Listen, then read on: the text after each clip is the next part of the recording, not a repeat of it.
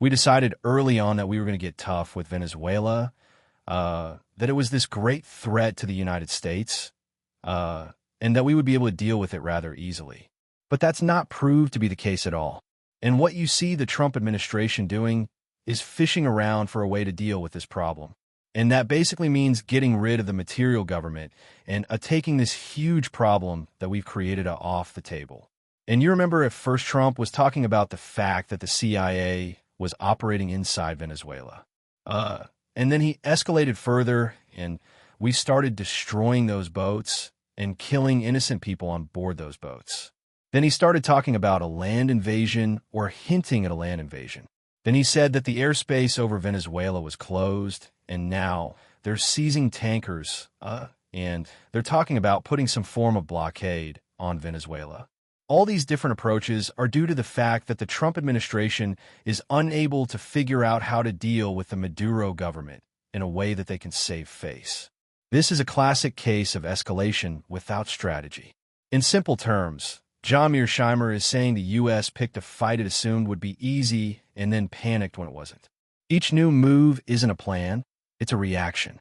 When pressure replaces strategy, leaders start improvising, just to avoid looking weak. That's how nations stumble into bigger conflicts they never intended to fight. This isn't strength. It's confusion disguised as toughness. And what you see is that they're flailing. He's boxed himself into a corner.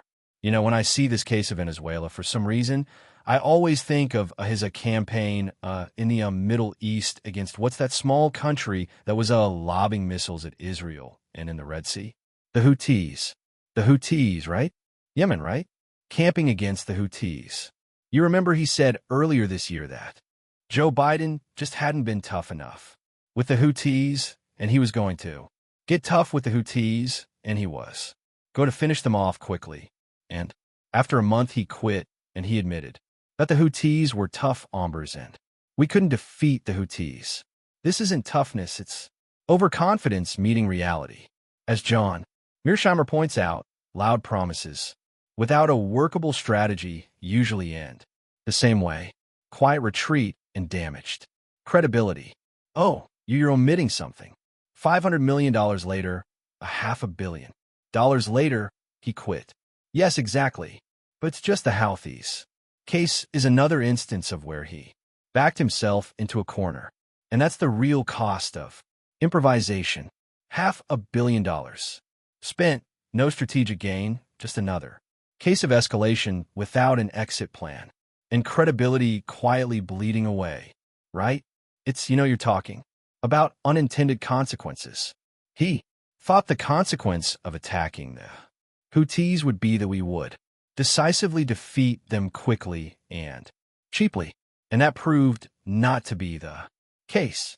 And this is exactly the box that he's in Venezuela, of the Trump administration, and this is true of American national security elites in general do not have a very healthy sense of the limits of what you can do with military power and that involves threatening to use military power, which is what you've seen pretty much up to now, vis-a-vis Venezuela, or even using military power. And this goes to the case of the Houthis, right? They're just real limits to what you can do. And we constantly get ourselves into these messes thinking that we're going to be able to use military force to solve a political problem that really at heart needs a political solution. This is the core mistake. As John Mearsheimer is saying, military power has limits when force is used to solve political problems. Unintended consequences aren't the exception. They're the rule. I think that most people around the world and many people in the United States think that the Trump administration is out of control when it comes to foreign policy. It just doesn't know what it's doing. It's the gang that can't shoot straight. This applies to Ukraine. It applies to Venezuela.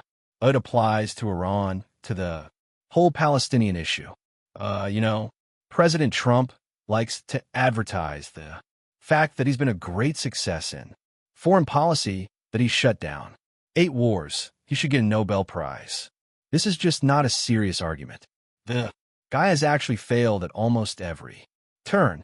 What's being described here isn't disagreement, it's a loss of trust. When foreign policy appears inconsistent across multiple regions, Ukraine, Venezuela, Iran, and the Middle East, people stop believing there's a coherent strategy at all. Success isn't something you declare, it's something others recognize over time. The deeper problem is that military moves are being treated like proof of leadership, when in reality, they often signal uncertainty. Ending wars requires diplomacy, patience, and compromise, not just pressure and bravado. When rhetoric keeps escalating but results don't follow, credibility weakens both at home and abroad. And once credibility is gone, even real power becomes harder to use effectively. There are hardly any cases where he's been successful. No, you look at the Iran situation. The Israelis and the Americans are threatening to attack Iran again. I thought they told us that in June they produced a great success. They had solved the Iran problem. Well, if they had solved the Iran problem, why are we talking about attacking Iran again? Ukraine, it's obvious to almost everybody that we have not found a solution there, and this is a bad situation. And it just gets worse with time. The Gaza situation, that one hasn't been shut down. The idea that there's a ceasefire in Gaza is a joke the Israelis don't believe in. Gaza, it applies to Lebanon as well. And then we go to Venezuela, which we were just talking about, where they're boxed in. So the idea that President Trump has the magic touch is not a serious argument. What this really shows is a habit of declaring victory without changing reality. Conflicts don't keep resurfacing if they're actually resolved. When the same crises return again and again, it's a sign that policy is driven by optics, not outcomes. The danger is that unresolved problems compound over time. Each delay raises costs, hardens positions, and narrows diplomatic options. Power alone doesn't create solutions. Strategy does. And without it, confidence turns into overreach, and overreach turns into exhaustion. I don't think what's happening in the Caribbean matters that much. It matters on the margins.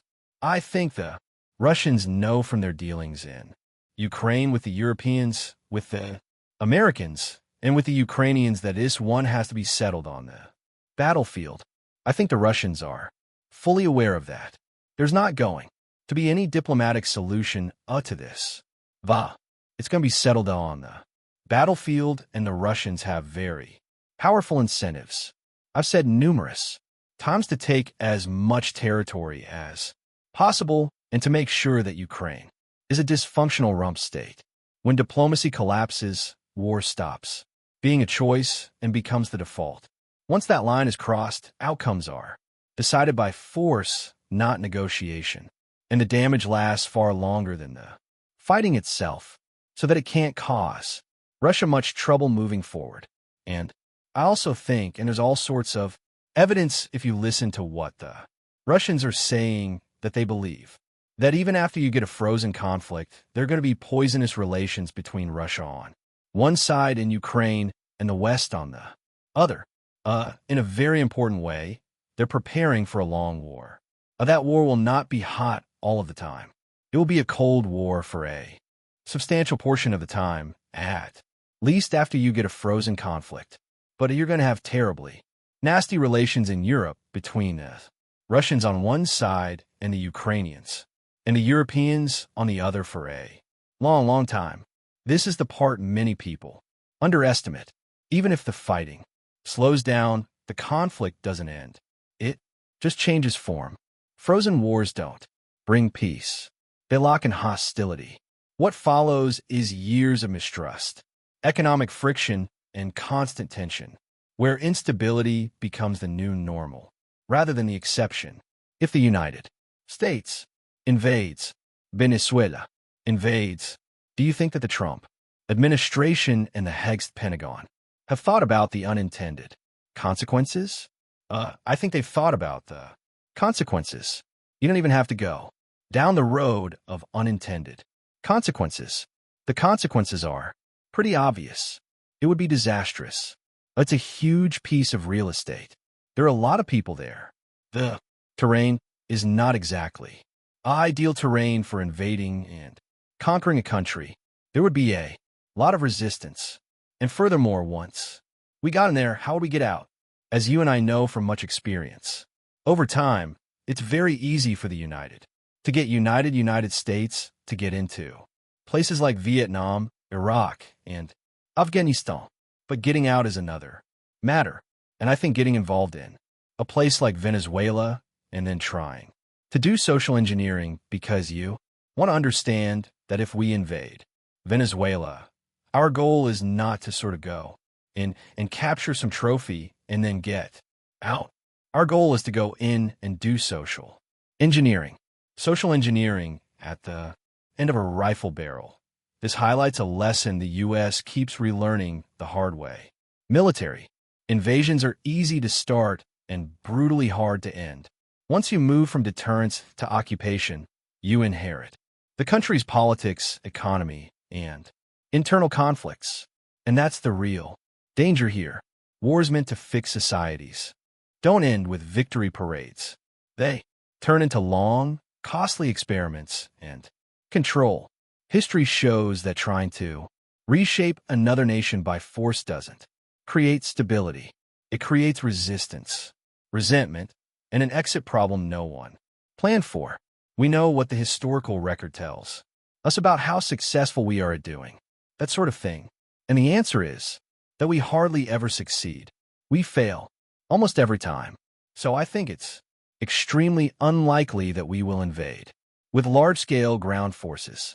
I mean, they may send in small teams of special force units, but it's hard for me to imagine they'd be foolish enough to invade with a large-scale ground force. And if they do, we will pay a significant price, to put it mildly, for doing that. This is where history becomes the warning sign. Large ground invasions don't fail because of bad intentions. They fail because complexity overwhelms control. Once boots are on the ground, costs multiply faster than planners expect, and exit options disappear. The real price is rarely paid up front. It shows up years later in money lost, stability undone, and credibility damaged.